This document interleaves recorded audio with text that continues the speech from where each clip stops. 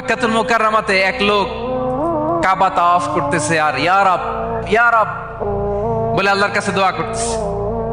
সাহাবারা তো অবাক, এই লোকের দোয়া তো আজকে কবুল হয়ে যাবে, এ তো আজকের সব সওয়াব নিয়ে যাবে।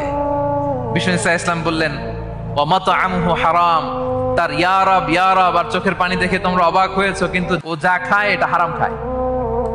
ওয়া মাশরাবুহু হারাম, যা পান করে হারাম। মালবাসুহু হারাম, ওর গায়ের জামাটা হারাম। ওয়া গুযিয়া বিল হারাম, খাবার দাবার সবই হারাম।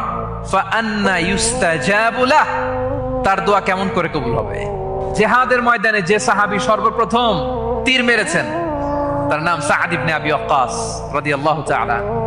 তিনি বিশ্বনবীকে বললেন, ইয়া রাসূলুল্লাহ উদুল্লাহ আইয়াজআলানি মুস্তাজাবাদ দাওয়া, হে নবী আপনি আমার জন্য দোয়া করেন, আল্লাহ যেন আমাকে